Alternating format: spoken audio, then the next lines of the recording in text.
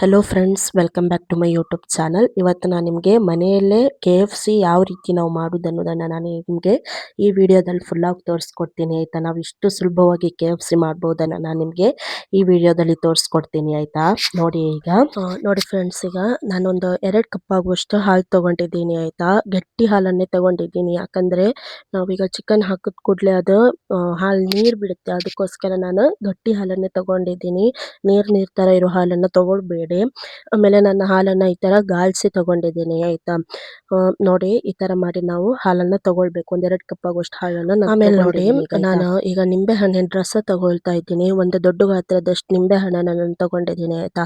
ಅದರದ್ದು ರಸನ ನಾನು ತಗೊಂಡು ಈ ಹಾಲು ಜೊತೆಗೆ ನಾನು ಮಿಕ್ಸ್ ಮಾಡಬೇಕೀಗ. ಈ ಥರ ಮಿಕ್ಸ್ ಮಾಡ್ಕೊಳ್ತಾ ಇದ್ದೀನಿ ನೋಡಿ, ಯಾಕಂದರೆ ಹಾಲು ಒಡಿಬೇಕು, ಅದಕ್ಕೋಸ್ಕರ ನಾನು ಈ ಥರ ಮಿಕ್ಸ್ ಮಾಡ್ಕೊಳ್ತಾ ಇದ್ದೀನಿ.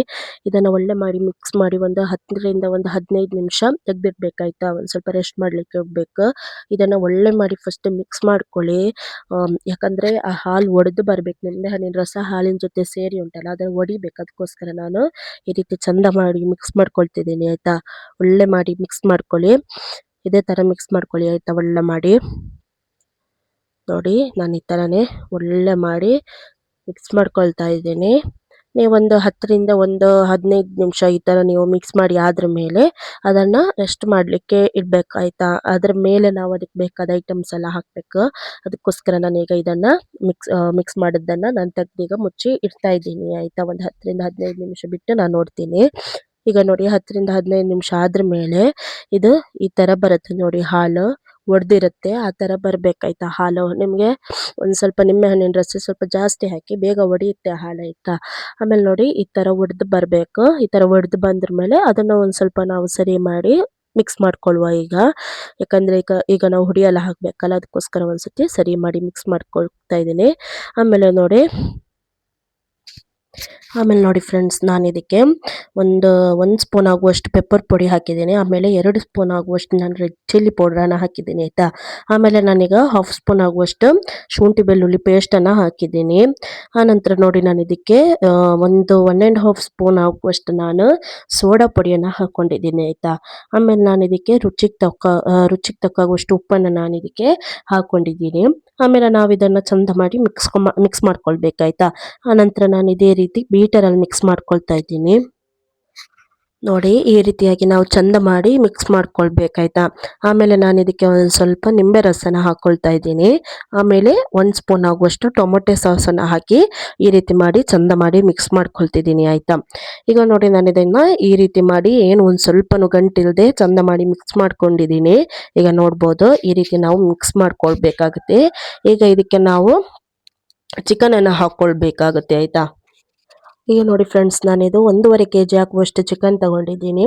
ಈಗ ನೋಡಿ ನಾವು ಈ ಚಿಕನನ್ನು ಈ ಮಸಾಲೆಗೆ ಹಾಕಿ ಒಳ್ಳೆ ಮಾಡಿ ಮಿಕ್ಸ್ ಮಾಡಿ ಇಡಬೇಕಾಯ್ತಾ. ಅದಕ್ಕೋಸ್ಕರ ನೋಡಿ ಈಗ ನಾನು ಚಿಕನನ್ನೆಲ್ಲ ಇದಕ್ಕೆ ಹಾಕಿ ಒಳ್ಳೆ ಮಾಡಿ ಮಿಕ್ಸ್ ಮಾಡ್ಕೊಳ್ತಾ ಇದ್ದೀನಿ. ಚಿಕನನ್ನು ಒಳ್ಳೆ ಮಾಡಿ ಮಿಕ್ಸ್ ಮಾಡ್ಕೊಳ್ಳಿ.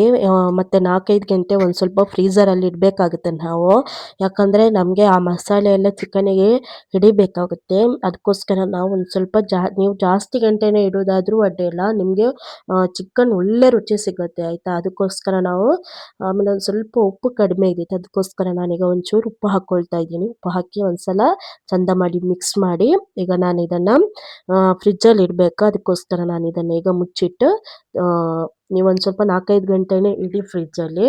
ಈಗ ನೋಡಿ ನಾನು ಇದನ್ನು ಈ ರೀತಿ ಫ್ರಿಜ್ಜಲ್ಲಿ ಇಡ್ತಾ ಇದ್ದೀನಿ ಆಯಿತಾ. ಈ ರೀತಿ ಇಟ್ಟು ನೀವು ಒಂದು 4-5 ಗಂಟೆ ಬಿಟ್ಟು ಆದ್ರ ಮೇಲೆ ಈಗ ನೋಡಿ ನಾನು ಒಂದು 2 ಕಪ್ ಆಗುವಷ್ಟು ಒಂದು ಪಾತ್ರೆಯಲ್ಲಿ ಮೈದಾ ತಗೊಳ್ತಾ ಇದ್ದೀನಿ ಆಯಿತಾ. ಒಂದೇ ಅಳತೆ ಇರೋ ಲೋಟದಲ್ಲಿ ಯಾವುದಾದ್ರಲ್ಲೂ ಒಂದು ನೀವು ಒಂದೇ ಕಪ್ ಆಗುವ ಒಂದು ಸರಿಯಾಗಿರೋ ಒಂದು ಕಪ್ಪಲ್ಲಿ 2 ಕಪ್ ಆಗುವಷ್ಟು ನೀವು ಮೈದಾ ತಗೊಳ್ಳಿ. ಅನಂತರ ನೋಡಿ ನಾನೀಗ ಇದಕ್ಕೆ 1-2 ಮೊಟ್ಟೆಯನ್ನು ಇದಕ್ಕೆ ಹಾಕ್ಕೊಳ್ತಾ ಇದ್ದೀನಿ ನೋಡಿ. ಈಗ ನೋಡಿ 2 ಕಪ್ ಮೈದಕ್ಕೆ ನಾನೀಗ 2 ಮೊಟ್ಟೆಯನ್ನು ಇದಕ್ಕೆ ಹಾಕ್ಕೊಳ್ತಾ ಇದ್ದೀನಿ. ಆನಂತರ ಉಂಟಲ್ಲ ನಾನೀಗ ಇದಕ್ಕೆ ಈಗ ನೋಡಿ ಒಂದು ಸ್ವಲ್ಪ 2.5 ಸ್ಪೂನ್ ಆಗುವಷ್ಟು ಕಾರ್ನ್ಫ್ಲವರನ್ನು ನಾನು ಇದಕ್ಕೆ ಹಾಕ್ಕೊಳ್ತಾ ಇದ್ದೀನಿ ಆಯಿತಾ. ಈಗ ನೋಡಿ 2.5 ಸ್ಪೂನ್ ಕಾರ್ನ್‌ಫ್ಲವರ್ ಹಾಕೊಂಡಿದ್ದೀನಿ. ಅನಂತರ ನಾನೀಗ ಇದಕ್ಕೆ ಒಂದು ಸ್ವಲ್ಪ ಪೆಪ್ಪರ್ ಪೌಡ್ರನ್ನ ಹಾಕ್ಕೊಳ್ತಾ ಇದ್ದೀನಿ. ಒಂದು ಅರ್ಧ ಚಮಚ ಆಗುವಷ್ಟು ಪೆಪ್ಪರ್ ಪೌಡ್ರನ್ನ ಇದಕ್ಕೆ ಹಾಕೊಂಡಿದ್ದೀನಿ. ನೀವು ಒಂದು ಸ್ವಲ್ಪ ಸ್ವಲ್ಪ ಖಾರ ಜಾಸ್ತಿ ಬೇಕಂದ್ರೆ ನೀವು ಒಂದು ಸ್ವಲ್ಪ ಜಾಸ್ತಿ ಹಾಕೊಳ್ಳಿ, ತೊಂದರೆ ಏನಿಲ್ಲ. ಆನಂತರ ನಾನು ಇದಕ್ಕೊಂದು ಸ್ವಲ್ಪ ಮೆಣಸಿನ ಹುಡಿ ಹಾಕೊಂಡಿದ್ದೀನಿ. ನೀವು ಒಂದು ಸ್ವಲ್ಪ ಜಾಸ್ತಿ ಬೇಕಾದರೆ ಜಾಸ್ತಿ ಹಾಕ್ಕೊಳ್ಳಿ. ಆನಂತರ ಒಂದು ಸ್ವಲ್ಪ ರುಚಿಗೆ ತಕ್ಕಷ್ಟು ಉಪ್ಪನ್ನು ಹಾಕೊಂಡಿದ್ದೀನಿ ಆಯಿತಾ.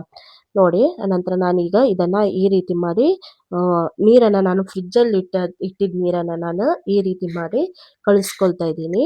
ಈ ರೀತಿ ಮಾಡಿ ಚಂದ ಮಾಡಿ ಬೀಟರಲ್ಲಿ ಕಳಿಸ್ಕೊಳ್ಳಿ ಆಯಿತಾ. ಒಳ್ಳೆ ಆಗುತ್ತೆ ನಿಮಗೆ ಕಳಿಸ್ಕೊಳ್ಳಿಕ್ಕೆ, ಏನು ಗಂಟೆ ಏನು ಬರೋದಿಲ್ಲ. ಅದಕ್ಕೋಸ್ಕರ ನೀವು ಈ ರೀತಿ ಒಂದು ಸ್ವಲ್ಪ ನೀರು ಹಾಕಿ ಚಂದ ಮಾಡಿ ಕಳಿಸ್ಕೊಳ್ಳಿ ಆಯಿತಾ. ಈ ರೀತಿ ಒಳ್ಳೆ ಮಾಡಿ ಕಳಿಸ್ಕೊಳ್ಬೇಕು. ಒಂದೇ ಸಲಕ್ಕೆ ನೀವು ನೀರು ಹಾಕಬೇಡಿ, ಒಂದು ಸ್ವಲ್ಪ ನೀರು ಹಾಕಿ ಕಳಿಸ್ಕೊಳ್ಳಿ ಆಯಿತಾ. ನೋಡಿ ನನಗೆ ಈಗ ಈ ರೀತಿ ಬಂದಿದೆ ಕನ್ಸಿಸ್ಟೆನ್ಸಿ. ಆದ್ರೆ ನಾನು ಚೂರು ನೀರು ಹಾಕ್ಕೊಂಡು ಒಂದು ಸ್ವಲ್ಪ ವಾಪಸ್ ನಾನು ಕಳಿಸ್ಕೊಳ್ತಿದ್ದೀನಿ.